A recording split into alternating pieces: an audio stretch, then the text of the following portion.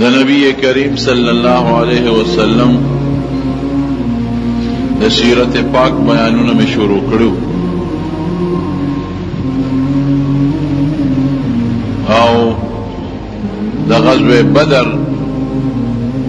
چکم مشہور غزا رنبے دا نبی علیہ السلام شوی دا داغی بیان میں کرو. دا بدر پا غزا کی کافرو تا یو ډیر مضبوط شکست ملو شو. ما در طویلیو چی او یا غټ غټ سردارانی پکی مردار شو. نو دا مکی کافر پشمیر کی زیادو دا مسلمان نا او ټول مسلحو او بیم دمر خطرناک شکستو منتو نو دی ډیر زیاد باغی خپو پریشانو. دغه زمانہ کې د مکې چې کوم سردار او ابو سفیان نوم ورستو مسلمان شوی دی ډېر زیات پریشان و. هغه د بدر نه پس قسم وخوړو چونکې خو تجارتي قافلې سالارو جنگ کې شریک شوی نو هغه قسم وخوړو وی تر څو چې ما د مسلمانانو له دا بدل نه غشته آگے پورے بازار نوے جامع ناچو غسل بنکو بی بی تب نزدے کے گمنا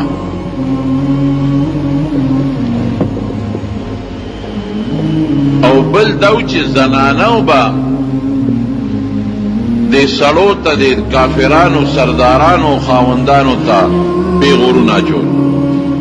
بے خوندو تاسو زر کسان بے مسلمانان 314 اغی سر وصلنو او تاسو ټول مسلح وے او بیم دنو یونی ولو یادر کی مردار کلرو تختے دے دا پی غورو نبی ورکو تاسو بنگلی باچو لیو کر تاسو غسلی نئے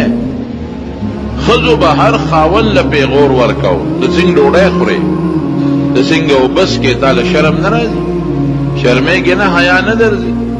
تو کلویلوی سرداران او یا کسا مردار شوی او چې کم د دین پس ابو جہل نپس سردار شو آغا ابو سفیان دے آغا قسم کرده دے چې زبا تراغ پور جامع نوی ناچوم لام بمبنا سر کے بگومن زم نوا ترسو چې ما بدل نہیں غشت نو میٹنگی وقت اس پل مینس کے بل دادی چې مسلمان سره جنگ وشو نو د دوی ټول پروګرام خو د شام په تجارت او مکه کې خو نه غله کیږي او نه پکې فصل کیږي. د شام لار خو د مدینه شریفه سره په نږدې تیریږي دغه تجارت لارم به بند شو. بل یو لار د تجارت وا په عراق باندې شام د خوا ډیره خطرناک او ډیره اوږده وه نو دا لارم پا دوی بند شو تجارتی دا خضو پی غورونم دی لوی کافرم تے سردارانم لشو جو میٹنگیو کو میٹنگ کے تجویزون راتل چی دو خبری دی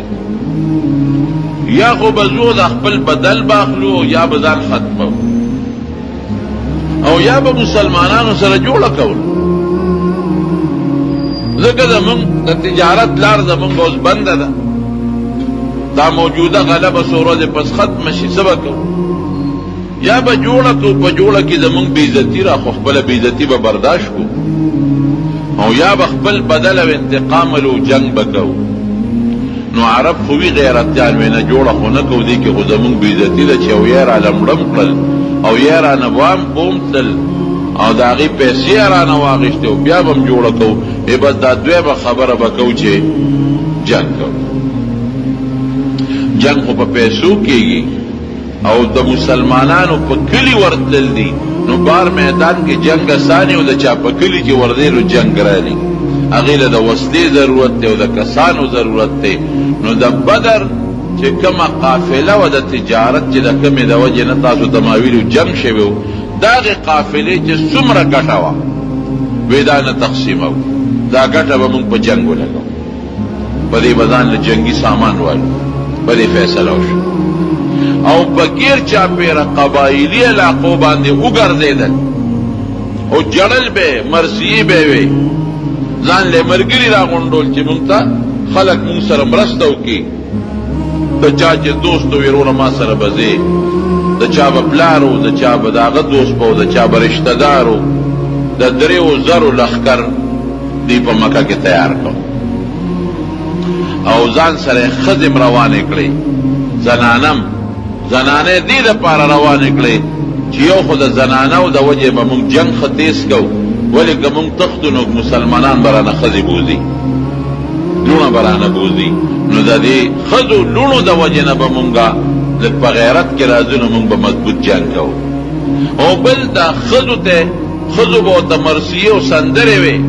او د بدر د هغه مړو مرثیې به وې، نو دوی به راکې جوش پیدا کوي. دا فیصله وکړله حضرت عباس رضی الله عنه. دغه وخت په مکه کې پټ مسلمانو ښکاری غږ نه کو. هغه یو خط ولیکو، نبی علیہ السلام له راولېږه، یو قاصد له خط ورکو، وی چې څومره تیز تللی شي نو دا به مدینې منورې ته ځې او زما ورواره ته حضور پاک ته به دا خط ورکې. خط نبی علیہ السلام ته راورسېد. خط کې ورته حضرت عباس رضی الله عنه ټول تفصیل لیکلی و چې صاحب ډېر مضبوط تیاری یې کړی دی، تقریبا 3,000 کسان دي، ټول مسلح دي او پریدي نه بس ځانونه وجني یا به تاسو وجني، ځکه ځان سره یې لوڼه او ښځې روانې کړي دي. د عتبه لور وه او د هغې نوم هنده و. عتبه د مکې په سردارانو کې لوی سردار و، بدر کې مردار و. رور یې مردار شوی و شیبه، د عتبه زوی مردار شوی و ولید. نو دا هنده د عتبه لور ده، پلار تره رور دی مړو، تام ډېره پیش وه، بادره ښځه وه. او د موجوده چې کوم د مکې سردار و حضرت ابو سفیان، د هغه ښه بیبي وه، هغې وې زم ښځې ځان سره روانې کړې، په ډېر لوی جوش کې روان دي. حضور پاک مبارک ته چې خط راورسېده، هغه په مسجد نبوي کې د خپلو ملګرو میټینګ راوغوښت. کم چې نوجوانان لکانو بعضې بدر کې نو شریک او د بدر د غزا په قرآن شریف کې کم فضیلتونه رالل، او بیا د بدر د شهداو چې کم فضیلتونه قرآن شریف کې رالل. لا تحسبن الذين قتلوا في سبيل الله اموات. د خدای لار کې چې کم خلک مړه دي دوی ته مړه مه وایه، بل احیاء عند ربهم یرزقون. دا جمدی دي، خدای سره دي، روزي ولا خدای ولا. داسې نور ناشنا د بدر د شهیدانو د غازیانو متعلق په قرآن شریف کې آیتونه نازل شو، نو چې کوم نوجوانانو هغوی جوش کې وو، هغوی وې صاحب بارودو ورته میدان ته ولوځو،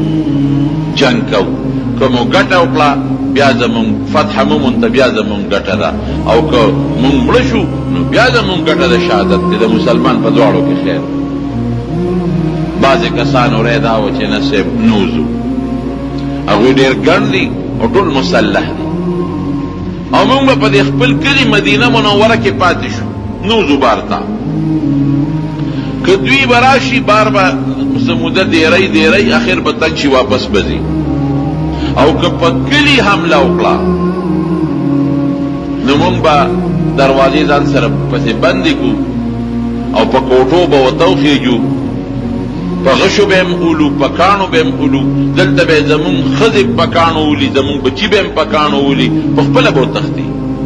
په لارو کوڅو کې به خواره واره وي، تر کومې پورې به دوی یو ځای وي، مونږ به ورسره په تورو جنګو کو، ښځې به په کاڼو اولي، تښتي به. دې مشوره کې عبدالله ابن ابی چې کوم د منافقانو لوی سردار دی اپا کې موجود دی. دی خو منافق ظاهر کې ځان مسلمان ښکاره کړی و، منافق دین په مشوره کې موجود دی. هم وایي چې صاحب زمونږ یو زوړ عادت دی چې په مونږ مدینه چا حمله کړې ده او مونږ بار اوتیو نو مونږ ماته مونتې ده، او که په کلي څوک راغلی دی نو مونږ ګټه کړې ده، نو نوځو. څوک وایي اوځو، څوک وایي نوځو. مدینه منوره کې دا میټینګ دی مسجد نبوي کې، حضور پاک مبارک پاسې د روغږی ونه کور ته ننوت چې ننوت صحابه وی مونږ غلطي وکړه پکار دا و چې مونږ نبی علیہ السلام ته خپله خبره سپارلې وه چې صاحب ستا چې څه خوښه یې هغسې کوه نو مونږ خپل منځ کې څوک وایي زه څوک وایي نه ده نبي علیہ السلام مړو پرېنښود چې هغه خپله ری ښکاره کړي دې کې حضور پاک زغرې چولې وي دوه او راووته وی صاحب مونږ معافي غواړو مونږ تا لاړو اختیار د مشورې در نه کړه خپلې فیصلې مو وکړې خپلې رای مو ښکاره کړې صاحب چې ستا څنګه خوښه یې هغه وکړه کوی چې وځو نو ځو او کوی چې نه پاتې کېږو دلته نو هم پاتې کېږو نبی علیہ السلام وفرمایل وی پیغمبر چې کله زغره واچوي هله به یې کوزئ چې جنګ وشي نو زغره اچولی او د الله نوم به والو د الله نه به امداد وغواړو انشاءالله الله به مونږ له مرسته کوي مدد به کوي څنګه چې په بدر کې مونږ بې سر و سامان و هېڅ هم نو رب العالمین زمونږ مدد کړی دی دې کې به الله زمونږ مدد کوي ځای چې ځو د زرو کسانو صحابه و لښکر د مدینې منورې نه راووت کافر 3,000 دي مسلمانان زر دي د مدینې منورې نه چې راووتل یو ځای دی اوس په هغې یو جومات جوړ شوی دی مسجد مستراح ورته وایي حضور پاک هلته لږه دمه وکړه او د خپل لښکر معاینه وکړه او اعلان یې وکړ وی چې کم انسان د 15 کالو نه عمر کمی ادې واپس شي که بالغ دی او که نابالغه دی خو 15 کلن به ما سره په جهاد کې شرکت کوي او چې د 15 کاسو نه عمر کمی ادې واپس لاړ شي نو چې چا عمر 14 هغه واپس کړ یو صحابي دی حضرت رافع ابن خدیج رضی الله عنه کله چې حضور پاک داسې په لښکر نظر اچاو نو دی په خپو په دې نوکو ودرېد او ځان یې داسې اوچت کړ چې ما ونه باسي او جنگ کې مې پرېږدي په دې نوکو شو ځان یې اوچت کړ نو پیغمبر علیه السلام پې تېر شو او دې خو ځان یې لوړ ښکاره کړی نو ویې نه ویسته نو حضرت یو بل صحابي دی حضرت سموره ابن جندب رضی الله عنه هغه د سب نه میدان ته راووتو وی دا الله رسوله وی زه دې واپس کړم او رافع دې پرېښود ما هم ځان سره بوځه نبي اسلام هم حیران شو وی صاحب زه پې تکړه یم ګنې واله دې په پرزونو راشي که زه یې راوپرزولم بیا دې دې ځي زه به نه ځم او که ما راوپرزو نو چې دې بوځې بیا ما ولې نه بوځې نو حضور پاک د خوشطبیعتۍ د وجې نه دواړو ته ویره میدان ته شي په پرزونو ورشي چې دواړه سره په پرزونو شو نو دا سموره ابن جندب لګي شو هغه رافع یې راوپرزو وګوره صاحب راو مې پرزو چې دلې دې اجازت ورکړه ماله به مې اجازت راکړې وی ښه ته هم پکې راځه دومره شوق و په هلکانو کې 14 کلنه هلکانو کې دومره شوق و او دومره د هغې په زړه کې هغه جذبه وه دومره د هغې په زړه کې هغه مینه وه هغه محبت و او د حضور پاک سره مینه وه حضور پاک لاړ د احد غر د مدینې منورې سره نن سبا د مدینې په حدودو کې داخل دی هغه زمانه کې د مدینې شریفې نه 3 کیلومتره بعد اوس خو بالکل مخامخ دی اوږد غټ غر دی مشرقي او مغربي جانب کې تقریبا 4 میله اوږد دی په شمالي جنوبي کې هم غټ دی او په مشرقي مغربي جانب کې 4 کیلومتر اوږد غر دی کافران راغلي د دې غر په خوا کې پراته دا له خیمې خښې کړې وې او چې کوم اعلا د اوبو ځای نه و هغه دوی نیولي مخکې نه راغلي نبی علیہ السلام چې څنګه احد ته ورسېده د احد دې غر ته نو نبی علیہ السلام مبارک د خپل لښکر ترتیب برابر کړ بادشاہ د مسلمانانو یا جرنیل دی به خپل لښکر برابروي او هغې له به هدایات ورکوي هغه محل وقوع داسې وه چې یو طرف ته د احد لوی غر دی چت غټ غر دی په هغې د بل طرف ته راختواړو څه امکان نشته لوی غر بل طرف ته یو رکوډې غوندې غونډۍ ده د هغه غونډۍ په خوا کې یو خوړ دی اوس هم خوړ شته پل پې تېر شوی دی باراني اوبه پکې ځي هغه زمانه کې هم پکې باراني اوبه تلې اوس هم پکې باراني اوبه ځي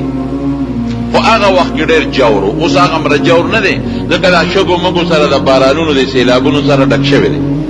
هغه زمانه کې ډېر جور نو نبی علیہ السلام او کافران خو مخامخ یو میدان کې دیرو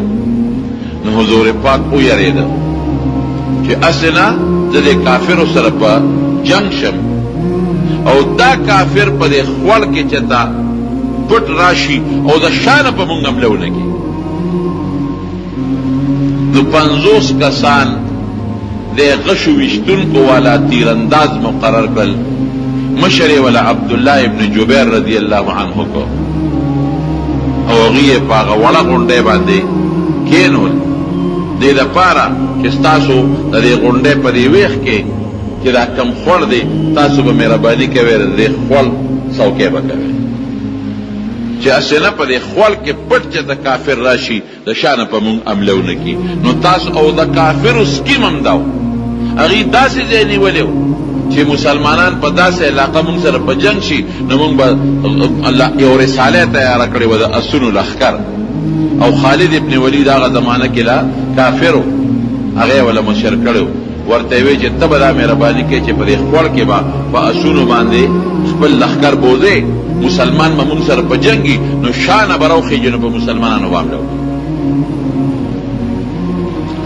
نبی علیہ السلام په هغه غونډۍ 50 کسان غشو ویشتونکو والا مقرر کړل عبدالله ابن جبیر یې والا مشر کو وایي ته به د دې دفاع کوې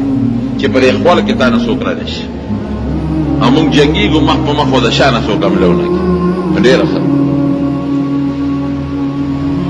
جنگ شروع شو هلته کافرانو ښځو خپلو خاوندانو ته او خپلو وروڼو ته او خپلو پلارانو ته مرسي ووې او چې کوم مړې په بدر کې شوي و هغه ورته را یاد کړل او جړاګانې وکړې ښه وجړل او ښه ګډې شوې ورته او شرابونه یې مسکل او ډېر جوش کې دي قرآن شریف کې الله تعالی فرمایي الم تر الی الذین خرجوا من دیارهم وهم الوف دا کوم ځای کې راځي بطرا ورئاء الناس خلق دا هغه خلق کافران چې جوش سره او په کبر راوتي دي د نه ګورې دوی ته شرابونه یې ښه وڅښل او ښځې ورته ګډې شوې جوش یې پکې پیدا که او سهار وختي جنگ شروع شو لومبې چې کله جنگ شروع شو الله د خپلې وعدې مطابق مسلمانانو له فتح ورکړه خو چې نبی علیہ السلام هغه 50 کسه مقررول هغې کې چې کومې مشر و عبدالله ابن جبیر نو هغه له هدایات ورکړو ورته یې ویل تاسو به د دې غونډۍ نه بلکل نه کوزېږئ تر څو چې ما درته نه ویلې نو تاسو به دلته ناست یې او یې که تاسو مونږ ولیدو چې مونږ فتح ومونږ ته بیا به هم نه کوزېږئ او که مونږ شکستو مونږ ته بیا به هم نه کوزېږئ او که تاسو مونږ ولیدو چې زمونږ غوښې مارغان تښتئ بیا به هم نه کوزېږئ که مونږ ټول مړه شو غوښې مارغان تښتئ بیا به هم نه کوزېږئ په دې غونډۍ به ناست شئ دې نه به نه کوزېږئ دا هدایات یې ورکړل جنگ شروع شو جنگ چې کله شروع شو نو لومبې جنگ کې به مبارزه کې د هغې انفرادي جګړې به وي په هغې کې خدای پاک مسلمانانو له برې ورکړي 2 کافران پکې خدای مردار کړل 2 ډېر شی دی چې 2 کافران مردار شو نو بس کافر خپې وخوېدی په تښتېدو شو نو چې سړی دروند دی نو منډه نشي والی نو چې چا سره به توره وا به یې هم غورځوله منډه به یې واله که چا سره نیزه وا به یې هم غورځولو منډه به یې واله بس مسلمانان خو پوه شو چې کافر خو وتښتېدل څوک غر ته ختېدل څوک اخوا تښتېدل نو مسلمانان لګیا شو غنیمتونه یې راغونډول هغه تورې هغه نیزې د دوی نه چې کوم مال پاتې شو امال راغونډئ یو صحابی فرمائی بخاری شریف کی حدیث تے وی دا کافرانو خد ما پخبل اولیدے چه خدو منڈے والے او بغر کے خطے او دا خدو پا دینالو کی چه کم داغی پازیبونو پینزیب چه چه وی امم لیدل منڈے وی خدے لگیا دی تختی او مسلمانان غنیمتو نگونڈی بلکہ مسلمانانو تور اخبر کیا خواہ تکا جنگ چه ختم شی بیا پا وصلہ سوک سکے مسلمانانو تخکارا چو چی کافر طول لارلو تختی دل خدیمو تختی دلے او غنیمت تے نو توری دے پا دے باندے ادرو لے او نیزے اخبر کی خواہ دے اسون اخبر چا سر چی وغی ادرول او لگیا دی مسلمانان اگر کافرانو غنیمت مال را غنڈی دیکھم فیدی چی دا توری را غنڈی کو اسینا بیا جنگ شروع چنو چی مال خودم پا قبضہ کی گر پا غنڈی چی کم 50 کسان مقرر اغیر اخبر مشر تاوی عبداللہ ابن جبیر تا بیکوزی غنیمت با منگم راہ واغن امشر ورتوی ولی تاسو تا دا حضور پاک خبر نہ دے آدھا چی نبا کدے گے اغیوی بالکل ویلی دی خواہ دا جنگ کی کنا جنگ خود ختم شو بس دلتا سر اختلاف دا دوارو جوڑ شو دیو توی نا جنگ او غیر جنگ خبر نشتا خو چی ترسو ماتا نبی علیہ السلام نیوی نزخو نکدے گا اغی نور وطوی چی دا خبر خو حضور پاک کڑی دا بالکل کڑی دا خواہ خود دا جنگ دوران کی بمونگ نکوزی گوز خو جنگ ختم شو تر قیامت پوری خو بدے مونڈے نیو ناستا چی بس مونگ با ہمیشہ ناس شو آغا دی صحابہ لگیا دی غنیمتو نگونڈے خضر کافرانو تختے دی سڑی لارلو تختے دی نو جنگ ختم شو نو چی جنگ ختم شو مونگ با گونڈے سکو مونگ بام سما غنیمت را گونڈو کنا دا مشر و توی چی کتاسو کزے گے کشے ما تا خود چی ترسو نبی علیہ السلام نیویلی زر نکزے گے دیکھ دا اگوی سر اخپل منس کے لگ تو میں اختلاف را سالویخ کسا تیرا کشو لس پاتی شو خالد ابن ولید دلار زین اندازہ واغشتا کہ گونڈے خو خالدہ دا دین مخ کے دو درے اٹے کا پر اخوال کی کڑی دی کہ پر اخوال کی براشم نشانو پا مسلمان عملو کم خودی خود 50 کسو غشی و سرو دی با تنبول او با تختے دل بیا بیٹے کو دی با پاکشو بیا ویشتل بیا با تختے دل اگر چیو قتل چی گونڈے خود تقریبا خالدہ راشا موقع نو اگر فورا خبل دا اسونو فوج را جمع کا او پا خوار کی کشو او را عملشو چو سنگ رو رسیدل دی غنڈیلا دی پی پاکشو بیا گزارو نوکلن و اس دی وقت کی خودی لس پاتی دی سلویختی کو شوی دی نو غشی کمو اپی گنو نو خوندے نکو نو دی غریبانان ورپسی دا غنڈے نا کشو دی تا خوب پتا وا چکا دا اسونو لخکر پا مسلمان ورغی مسلمانان خو لگیا دی پیغام دی توری خودی دی غشی خودی دی نیزے خودی دی سامان را گونڈی خدا ټول بدل ول کی نو دا خواران ورتا کوشو پاغه خور کې او تورو سره وتو درېدل چې دا خالد ابن ولید دا سونو لخر منکی اپی ګانو او پس دا سونو نه را کوشو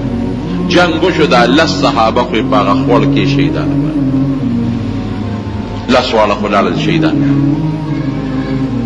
چې دا لس والا شهیدان شو نو میدان و تخالیو دا شان رالل او پاسونو سوارو دا پا جنگ کی دا دی پیاده فوج پا نسبت دیر بیا تکلائی استے وسر نیزار وسر تورا دا دی خو بزان بچ گئی تختی از غلول شی بل وجل شی مسلمانان لگیا دی اغی خو غریبانان وی چی زمون دا شانا پا غنڈے 50 کسان دی زمون دفاع کی گی اغی سخبر دی چی سالوی اختی کو شوی دی او لس شیدان شو اغی خو بیغم دی چی غنڈے باندی زمون مرگری زمون دفاع شتا دا شان اسم نشتا توری خودی دی و غنیمتو را غنڈی دی وقت پی دا خالد ابن ولید دا دی کافر دا اسونو دا فوج ورغی او شورو یہ پیو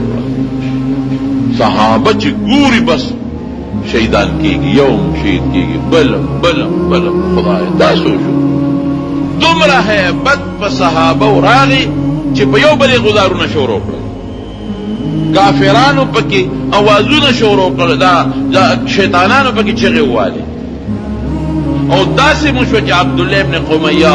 یو کافرو راغی پا نبی علیہ السلام باندے او پا حضور پاک باندے غزارو کو او دا تور داسی مضبوط غزارے پیو کو او نبی علیہ السلام لے یو پیغورم ورکا وی خذها عنی وانا ابن قمیہ وی واخلا دا تورا دا غزار وی زدا قمیہ زویما حضور پاک و تخیر وی اقمک اللہ خدای دے حلاک کا و نبی علیہ السلام پدا مخ مبارک ہوا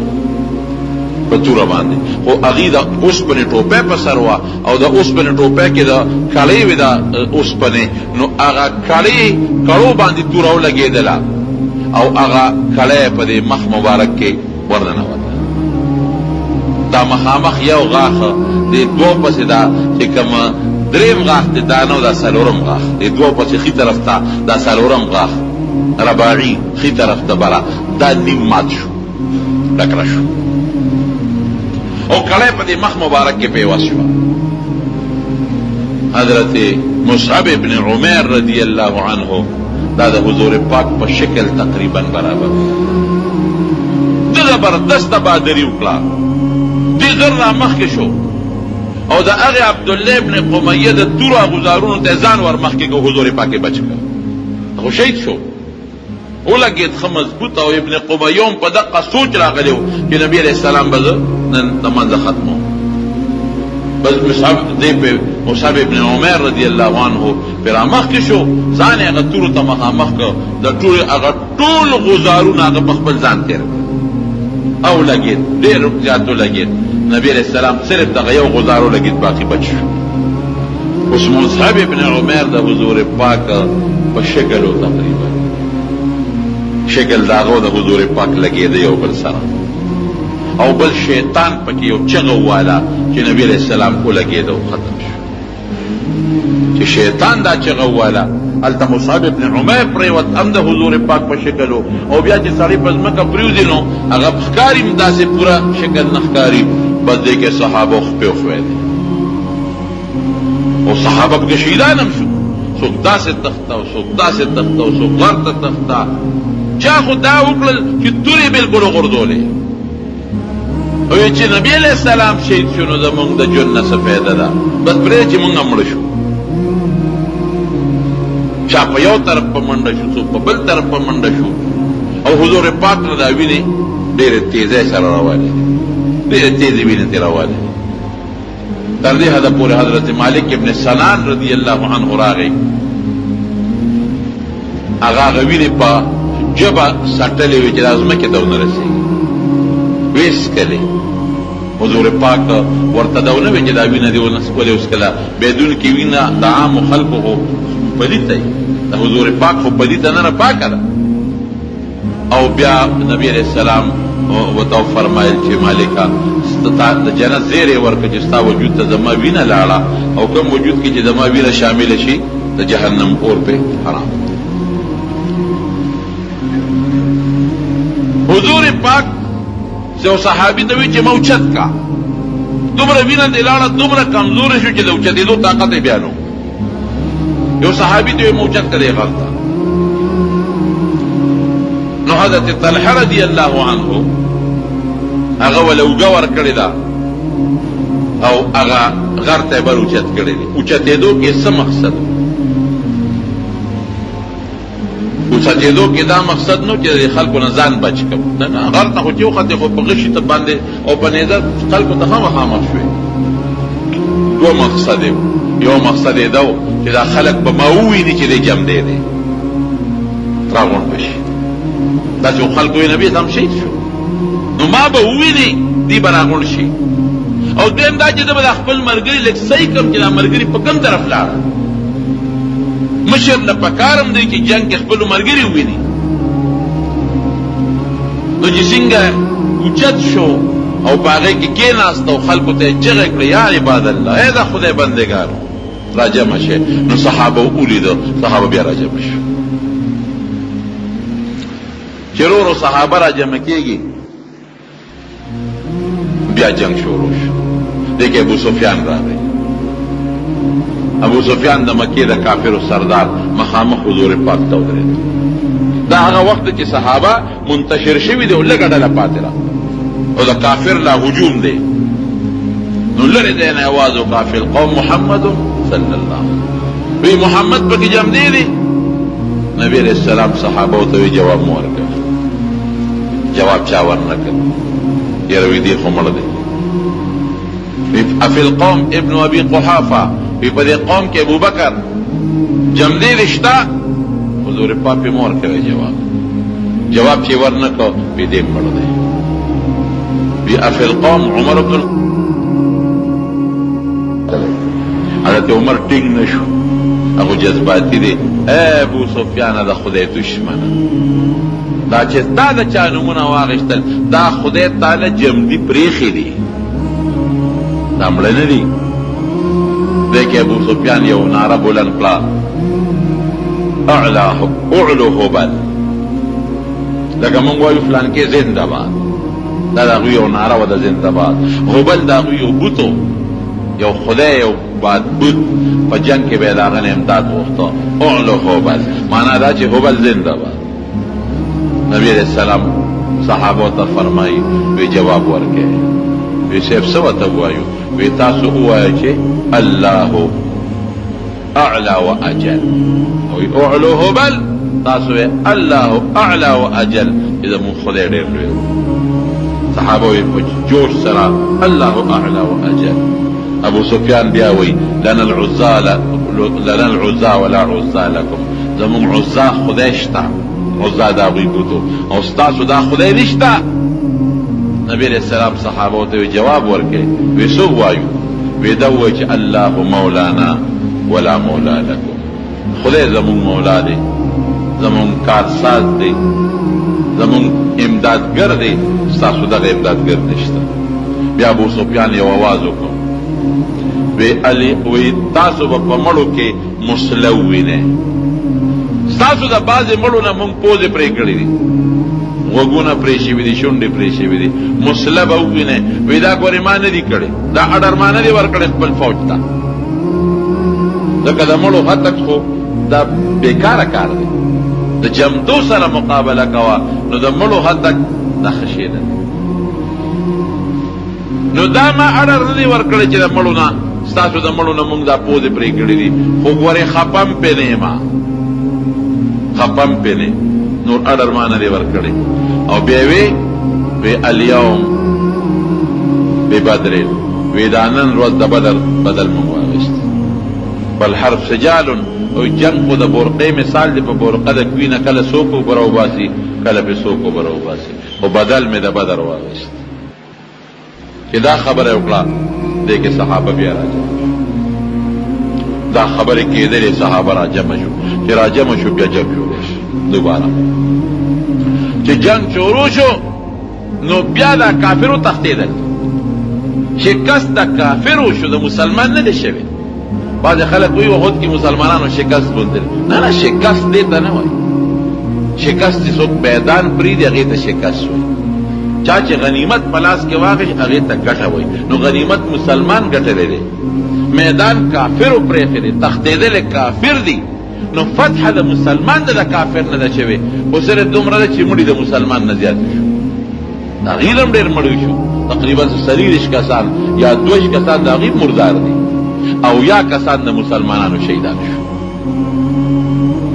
مړي د مسلمان نه زیات شو. بهادری صحابو پکې څونه ښکاره کړه او د حضور پاک سره د محبت او د مینې اظهار څومره شوی دی په دې جنګ کې چې هغه درته ووایي. د نبي علیه السلام د مخ مبارک کې چې دا کومه کړی کم وخت کې ننوته نو باید صحابه پریشان شو ډېر زیات. یو صحابي راغی حضور پاک ته د الله رسول خیر یې ورته اغم خیری شروع کړو ویستل الله رسول خیره ورته وکړې خلکو ته صرف دومره خبره د خولې مبارکې نه وتله وی لن یفلح قوم شجوا نبیه وی هغه قوم به چرته کامیاب نشي چې خپل پیغمبر زخمي کړي. دا بر الفاظ وي نو چې صحابه خیره وکړي جړلم صحابه نو حضور پاک ته وی خیره ورته وکړه وی ان الله لم يبعثني لعانا وی خدای ز خیره بخنه مرا دیګل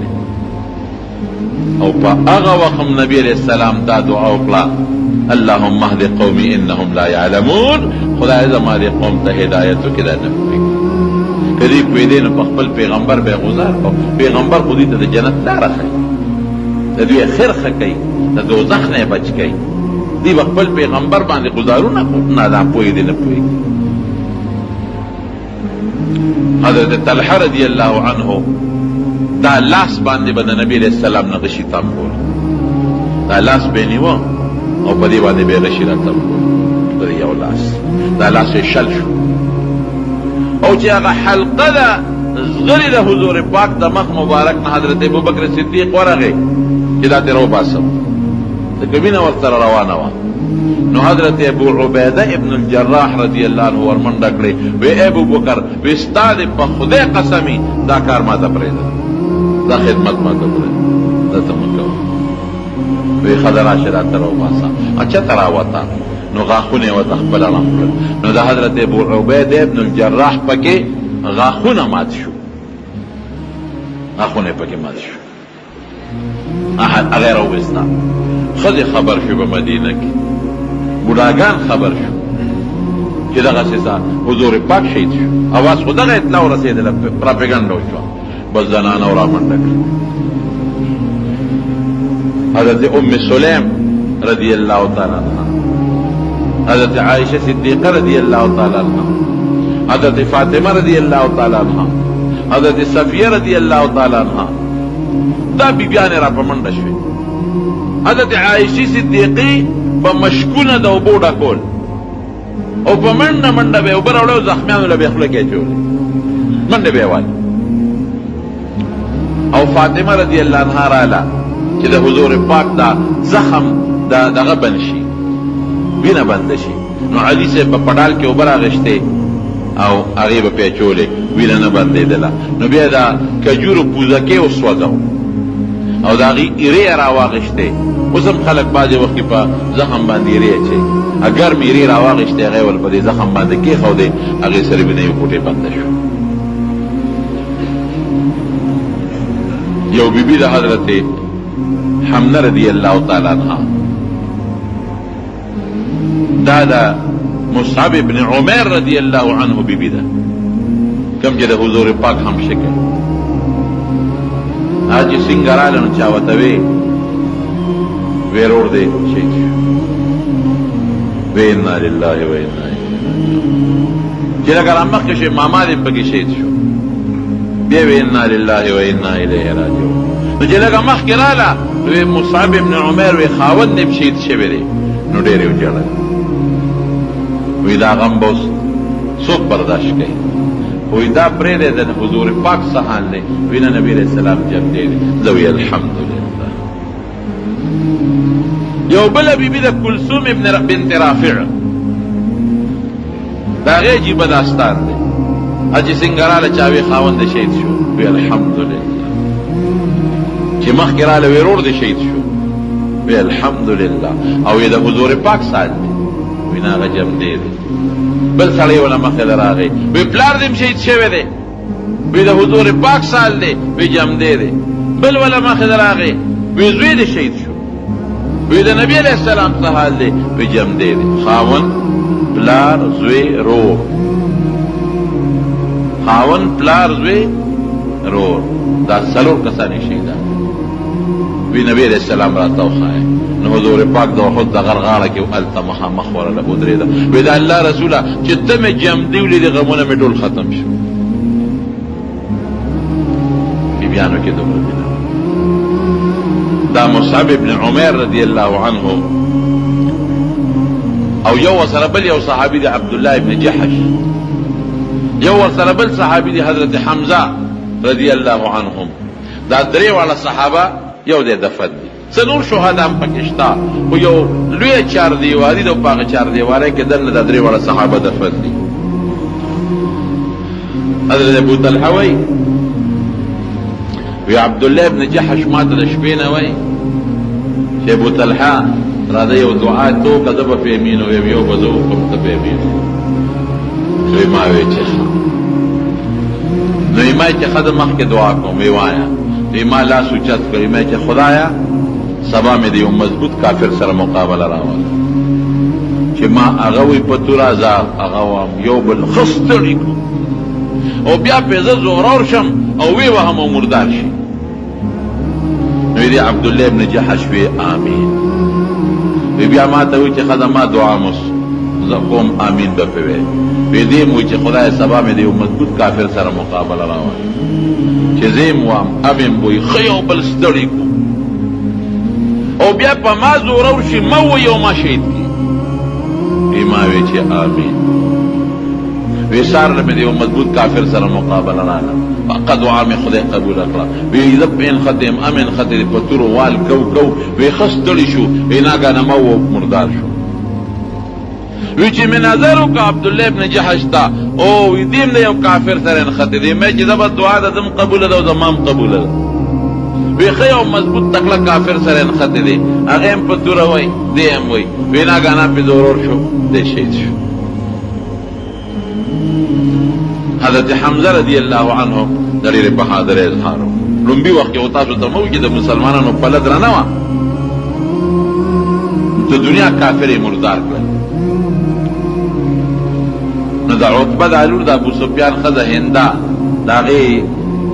یو غلام وحشي نوم وحشي ابن حرب هغه سره یې خبره کړې وه. وی که تا زما د پلار بدل واخېسته او حمزه دې شهید کړ ځکه حضرت حمزه د دې پلار د حضرت حمزه رضی الله عنه په لاس په بدر کې مردار شوی حمزه دې شهید کړ نو تا به زه په څه طریقه آزادو. وحشي وی په خپله رضی الله وروسته مسلمان وی ما سره یو وړه نیزګۍ وه حربه وه دوی په عربیه کې. وی دې په احد کې د یو غټ کاڼي شاته پټ ناست وم. وی مې چې که حضرت حمزه په دې تېرېده زه به په دې غزار کوم مخامخ و هغه له څوک نه شو ورتلی. وی ناګانه دې زما خواله راغله. وی چې راغې بس هغه نیزګۍ مې ونیوه او غزار مې پې وکړو ورو مې ویشته. بعض خلکو په جنگ کې په غشو ویشتل کول بعض په دې نیزګۍ ویشتل کول. وی مې ورو ویشته. وی بس داسې رسا په دې نوم ولګېده په دې نوم باندې چې دا نیزه دې شاته وته دومره تېره وی ما پسې ګواښ وکړه خو بس را پرېوت په هغې کې شهید شو. بیا هنده راغلې ده دی خو د پلار قاتل و حضرت حمزه ډېر ظلم یې ورسره کړی. په تاریخ کې دومره ظلم به چرته هم چا سره نه کړی لکه حضرت حمزه رضی الله عنه سره چې یې دې پوزه پرې کړه شونډې یې پرې کړې وې غوږونه یې پرې کړل سترګې یې وویستې او دا سینې والا وشلوله زړه یې راوویست په هغې یې چکونه ولګول اینه یې راوویسته په هغې یې چکونه ولګول او دا اندامونه په پړي کې واچول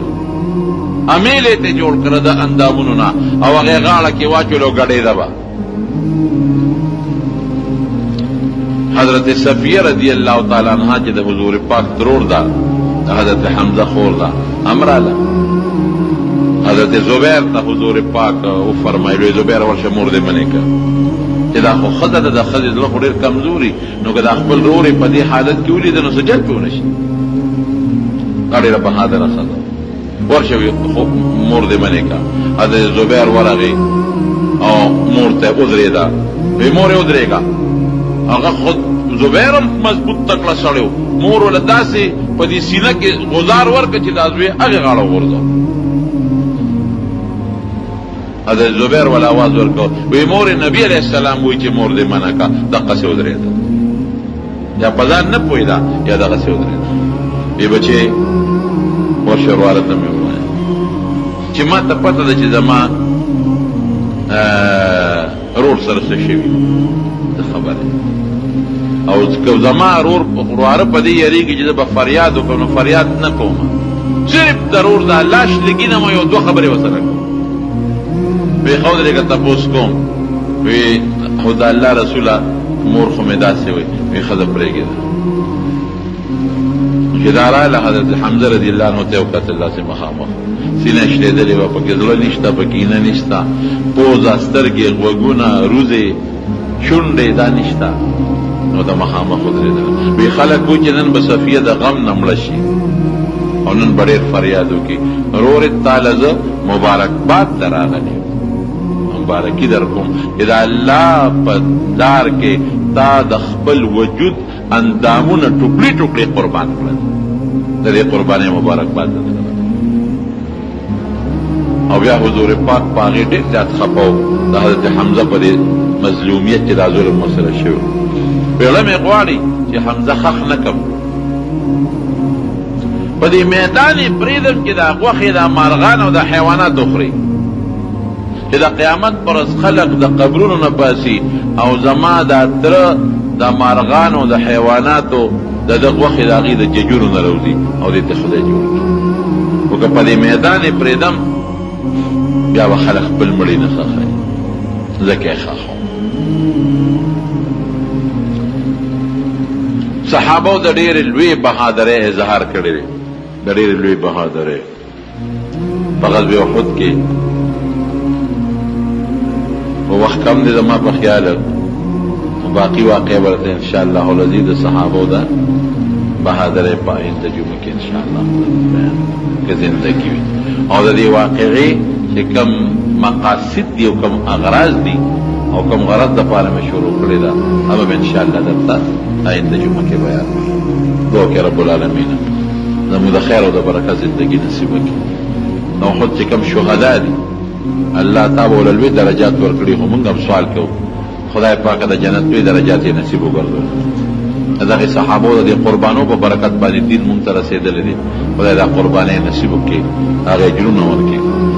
او کم تکالیف چې د الله په لار کې دي تېر کړي د هغې اجرونه او برکتونه نصیب کړي پروردګاره ته زموږ د دواړو جهانو خیر نصیب کړي د حضور پاک راوړلی شوي دین ټول امت کې خدای خور کړي دم د فتنو آفتونو مصیبتونو په حفاظت او په امان کې وساتئ مردگانو ته دعا کوئ د تېر هفته کې بعضې کسان وفات شوي دي نارینه او زنانه الله د ټولو مغفرت نصیب کړي رب العالمین که څوک مریضان دي ته وله شفا ورکړي روغ صحتونه وله ورکړي د حاجتمندو حاجتونه پوره کړي او که د چا یو بل سره روانې دشمنۍ طرفګنۍ مې غولو په روغو باندې بدلې کړي په یو یو قدم مونږ له نیکۍ وجرونه راکړي او تم د دین او د دنیا د دواړو برکتونو خیریتونو نصیب وګرځولې کړي اخر وخت کې پخپلې دا کلمه نصیب کړي چې لا اله الا الله گران محترم اوریدونکو د شیخ الحدیث مولانا محمد ادریس صاحب دا 560 نمبر کیسټ ډک شو په دې کې تاسو د جنگ احد بیان واورید دا به تاسو ته پیښور ښار کې بیرون کچرې گیټ اشرف روډ سره فقیر خان ناصر خان کیسټ هاوس کې د ناصر خان او حیدر خان سره ملاویږي د دین علاوه د شیخ الحدیث مولانا محمد ادریس صاحب د هر جمعې تقریر به هم تاسو ته د دې دکان نه ترلاسه کیدی شي ټلیفون نمبر دی 255 حضرت زید ابن حارثہ رضی اللہ عنہ دی د حارثہ زوی دی او د مور او پلار نه چا تختولی هغه زمانه کې چې به ماشوم او تختونو خرڅاو به په یو بل